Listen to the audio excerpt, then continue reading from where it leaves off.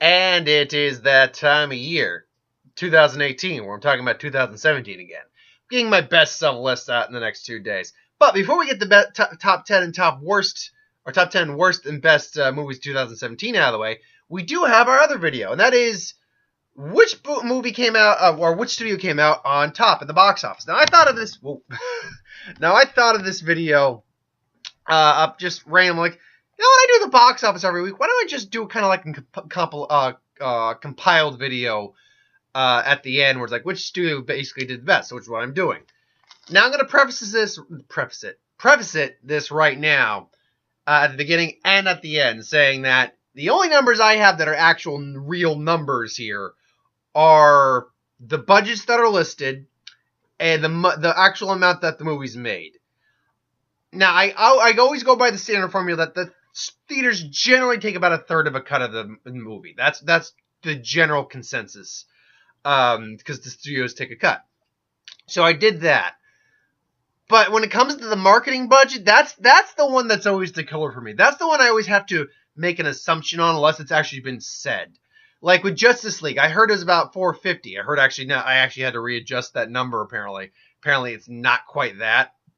Apparently it's more like 500 because the movie apparently had to make like 750 to break even, which it's not. And that number makes a lot more sense because the movie, when you count reshoots, was made on about 300. So when you add about $200 million worth of marketing, it makes sense for that type of movie. It all balances out after that. Likewise, Star Wars, I still couldn't find the actual budget or marketing budget for. Well, actually, my budget is like $200 million. But I saw that the movie had to make around $800 million to break even, which means that the movie, honestly, was made closer on about 500 something million when you count marketing into it, which makes sense as Star Wars. But it's made over $1 billion, so it all worked out. Should also note that while some of the movies like Jumanji and Star Wars and some of the December releases are still very much making money into 2018, I'm not counting their numbers in 2018. I'm only counting the 2017 numbers. So whatever they made at 2017, perfect example would be like The Greatest Showman. That had not made its money back by the end of 2017.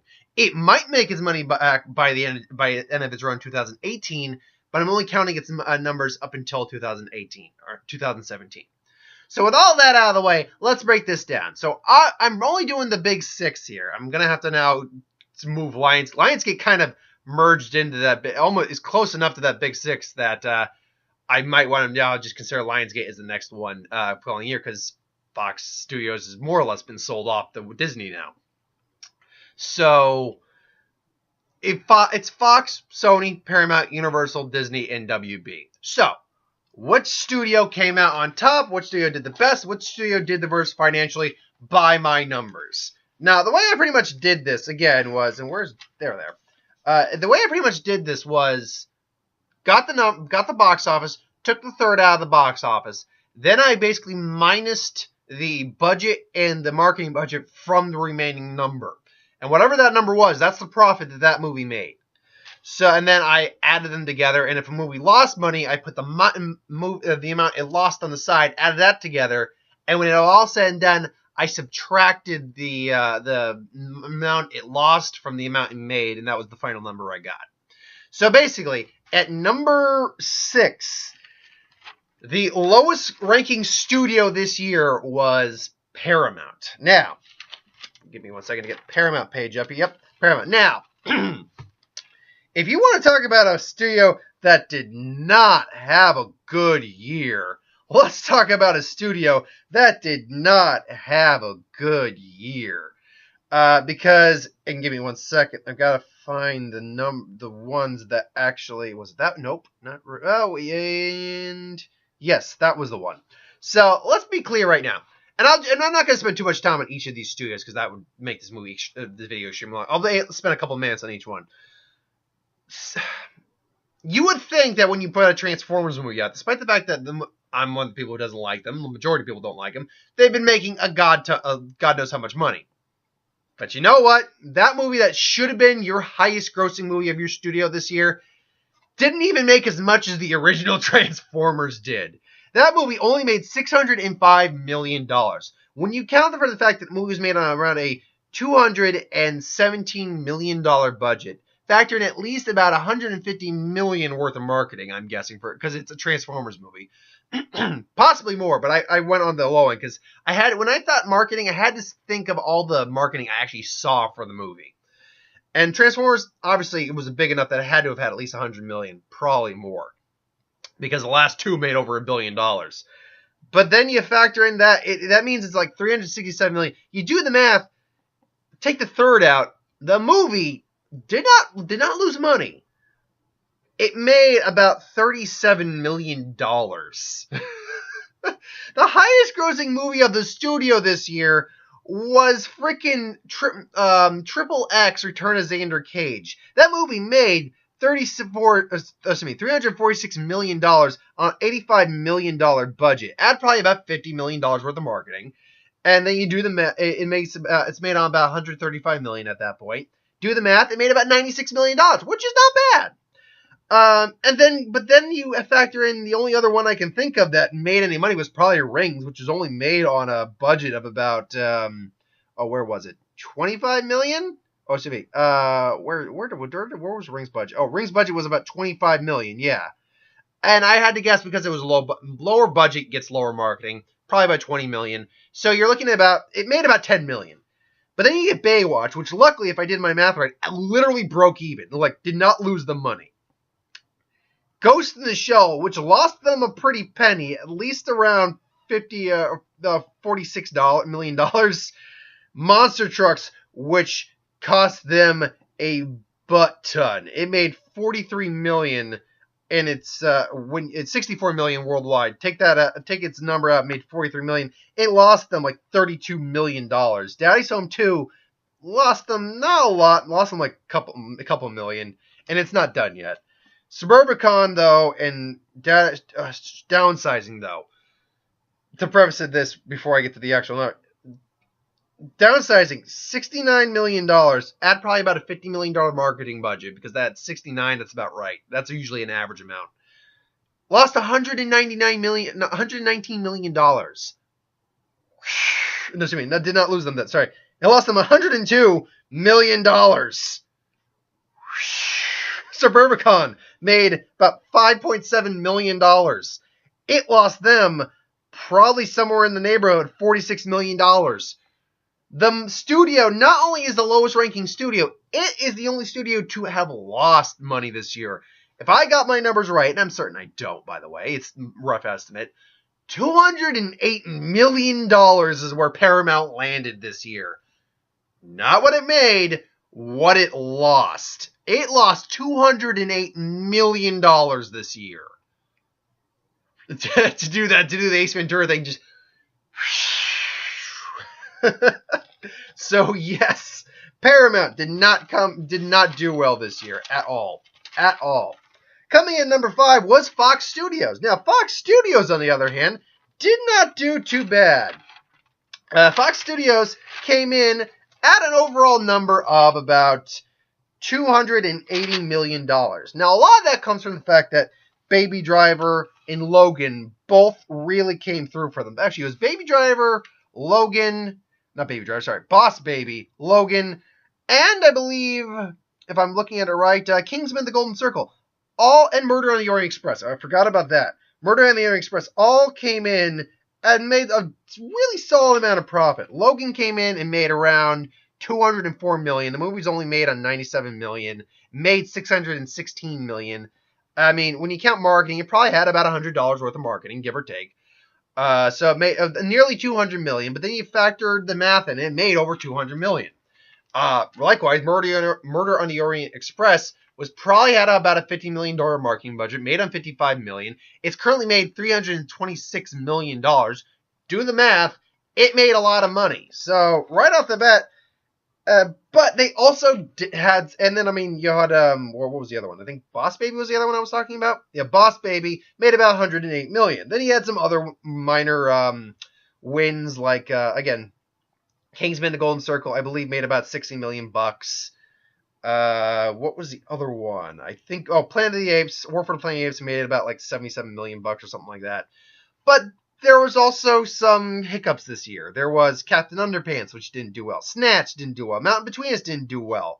Diary of a Wimpy Kid did not overly do well. Greatest Showman and Ferdinand were bombing, or Cure for Wellness didn't do well. So there was a lot of movies that did not net them a lot of money this year. However, they still ended up making a decent profit with the big three that made them over $1 million.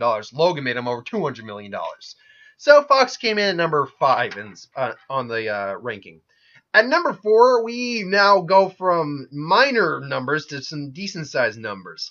WB came in at number 4 with $563 million. Now, like with Fox, though, they had quite a few movies that lost them a lot of money this year.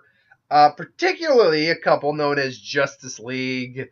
Justice League. Lego Ninjago didn't do well. Blade Runner bombed horribly. Now, I've heard some people say that it was Sony who handled the budget, even though WB was the distributor. Yeah, but here's the thing. When you look at Sony was the distributor. WB was the one that overall had it. But when you look at that, when you look at any overall description of it, Warner Brothers was the main person that was handling the majority of it. So yeah, Blade Runner lost them a lot of money. King Arthur lost them all. King Arthur is one of those movies that was like, it overall made $148 million, but it was made on 107. There was no reason that movie should have been made on $175 million. Looking at that movie, that was not $175 million. It wasn't. It at best was maybe a $100 million film. At best. And they did factor in the marketing budget, which was probably about $75 million. It was probably a little above the average. What were you thinking? That was not, don't get me wrong, Guy Ritchie didn't make a very good film. It probably will, I believe, if I'm not mistaken, is on my top 10 worst.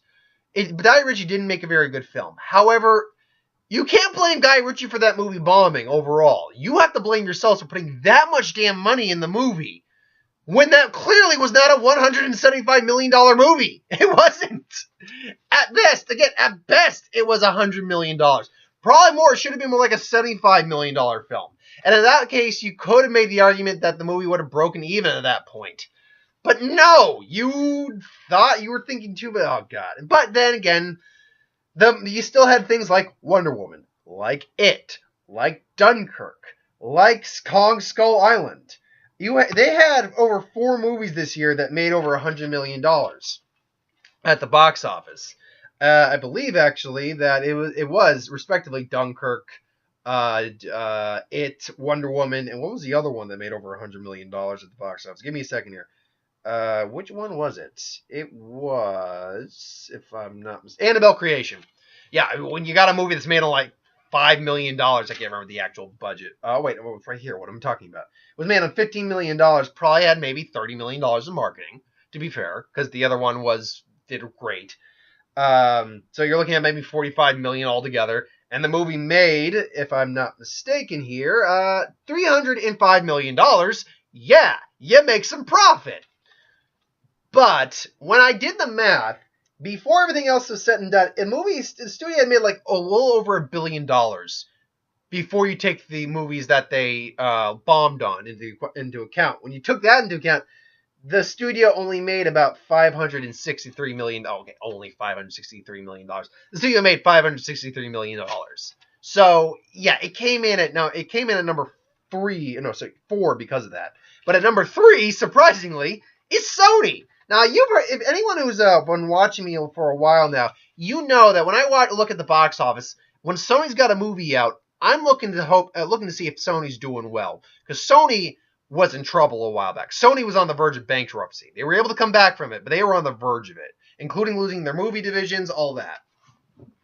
And Sony's been a big player for a while. Sony's the one who gave us the Daniel Craig James Bonds, which I like 3 out of 4 of them. Okay, I really enjoy 2 out. I love 2 out of 4. I very much enjoy Spectre, and Quantum of Solace is all right. I don't hate any of them. The Daniel Craig bombs are pretty solid, I think. But Sony, again, Sony, has been hit and miss. And when they've been missing this year. I mean, they brought out the Emoji Movie, which actually, if I did my math correct, did not lose them money, believe it or not. The movie ended up making $217 million overall. There's no way that marketing budget was above $50 million. If it was, then God knows what they were thinking. Actually, I think Sony's been a bit smarter with their movies. Granted, they still lost money. They didn't lose money because they're number 3, but they've still made movies that lost money. But they've been a lot smarter, I think, with their marketing and their budgets and things along those lines because of that situation they had. But Emoji Movie, I think actually made them some money. 217 million is what it made. It was made on 50 or 60 million. Add 50, it's 110 million. But you take the third it made 145 million after the fact. You take that it made 45 million. So it actually did make some profit. But then you get movies like I want to say Underworld Blood Wars, which lost them a little bit of money. Life, which definitely lost them some change. That movie only made right around 100 million, and it was made on 58 million. You factor in probably about $30 million worth of marketing, and probably wasn't a big marketing budget. And I liked Life. I actually didn't think Life was a bad movie. But then you factor that in, and it clearly lost money. You get Rough Night, which very much bombed. You get Flatliners, which puns on that have been made. Only the Brave, unfortunately, didn't do well. A movie called Journey to the West actually was one of the ones that really came through for them a bit. It was a foreign release. It got like a limited release here, but it was very much overseas. But to be fair, then you got things like Resident Evil, the final chapter, which was made on 40 million, probably had about 50 million in marketing, but made 312 million. Spider-Man obviously made them bank. It made 880 million. Baby Driver made them bank. The movie was only made on around $34 million. Again, add maybe $50 million in marketing. The movie made them a good chunk of change. Dark Tower, unfortunately, bombed. Smurfs made them a little cash. So overall, when I did the numbers, Sony actually came in out around 704 million. But then I had to factor in the money they lost on some movies, which was around 140. And wouldn't you know, it came in at number 3 because it made, I remember what I said, Warner Bros. Made around $563 million this year. Sony made $564 million this year. Beat it out by 1. Now we're in the top 2. And if I were factoring in like The Last Jedi and I think there's and Coco, like throughout their final runs throughout like 2018, I probably would be saying that it would be Disney that was number 1, but Disney's only number 2 this year. But Disney's number 2 in a year where, and if I want to be sure about this, of all of them, even obviously Universal is number 1. We'll get to that. Universal still had movies that lost money. From what I can tell here this year, Disney did not have a movie that bombed. Did not have a movie that bombed and did not have a movie that lost them money. I think if I did the math right here, again, my math's generally right, but the movie that at best could have bombed, but at best maybe broke even, was Cars 3. Cars 3 made $383 million worldwide when it was all said and done. You take the third out, it made $56 million. Movie was made on around $175 million, though. If you factor in maybe $75 million worth of marketing budget, that's about $250 million. But that means that the movie didn't just break even, it made $6 million. Now, again, I'm probably wrong on some of that. Absolutely. I'm probably wrong in the majority of this, like the marketing and the totals in terms of that. But when it's all said and done, if my math is correct on that, no, it did manage to break through. But then you get like things like Beauty and the Beast, which made over $1.2 billion. That made them like around 500. No, it didn't make them 500. It made them, when it was all said and done, I believe it made them about $212 million, something along those lines. Or what? Or am I? No, that was right. That made them $532 million. Yeah, I was looking at a different number. $532 million is what they made. Guardians of the Galaxy Volume 2 made $276 million. Pirates of the Caribbean still made about $200 million. Born in China. Born in China was the one I couldn't find like a marketing budget marketing budget. I can almost never find those, but an actual budget. I couldn't find Born in China's budget. Coco though currently stands at making about I think it only stands at making $58 million as it stands right now. Thor Ragnarok made around $256 million if I did that right. Force Awakens, Last Jedi right now stands at around $160 million because now with that one I had to go off the estimate that or the theorizing that on $200 million marketing budget or normal budget and the idea that it had to make around $800 million to break even supposedly, that means the movie has to be made on somewhere in the neighborhood of like $500 million, $550 give or take when it's all said and done. So I had to do those numbers. I think I even bumped it up a little bit to like I think I bumped it like 534 or something like that. But when you take the numbers into consideration, when you take the 30 and made 694 as of right now worldwide, then yeah, the movie's fine. The movie's doing fine. The movie's made them over $150 million. But it's not the highest grossing film of the studio of the year. Highest grossing studio is Universal. Universal has made $1.271 billion. And that's on a year where one of their movies did lose $115 million. Give me 1 second to remind myself which one of those that was. No, which one of those was it? I'm blanking. Oh, no, sorry. That was the total. Sorry. Yeah, they only had 3 movies that really bombed this year, which were Thank You for Your Service, unfortunately, The Snowman, and as it stands, Pitch Perfect 3. But Pitch Perfect 3 will eventually correct itself on that. After that, though, no, it's all just cha-ching, particularly when you have Get Out, Fate of the Furious, Split, Despicable Me. 2 of those movies made over $1 billion. Girls Trip was a surprise smash hit. 50 Shades Darker, despite the fact that those movies aren't good, they make money. A Dog's Purpose, that deceptive son of a bitch. So they all came together to make over $1 billion worth of profit for the studio. So Universal is the studio that came out on top. So just to recap real quick. And now that, you know what, this video went, I think, about the right length, I think. The movie studios that came out on top. At number 6, again, Paramount lost $208 million. Fox made $280. Warner Bros. Made $563. Sony made $564. Disney made $1.015 billion. And Universal came in at number 1 with $1.271 billion. So, again, I don't have the real correct numbers on this when it comes to like the marketing and all that stuff. I don't have the actual algorithms to do the correct math, like what the movie's actually made. I got to go by the standard formula that I'm aware of. I have to go by the perceived budget that I can see when I'm seeing these things marketed, and I have to do the math that I do by myself. So I'm just a guy here with a webcam, just talking to you. So be easy on me, folks. But no, that is at least in the way I did it. Maybe someone's got better math that can disprove what I did. Sure, cool. I don't care. So thanks for watching, though. I hope you enjoyed. Like, comment, share, and subscribe. As always, if you want us to review something, put in the comments below. Let us know. We'll do a review of it at some point. IDs for would win, Star Wars, Super Magic, What If, anything I do in the channel, put that in the comments below. Let me know. I'll get to it at some point. Be back sometime next couple days with my best and worst of lists. So thanks for watching. See you next time.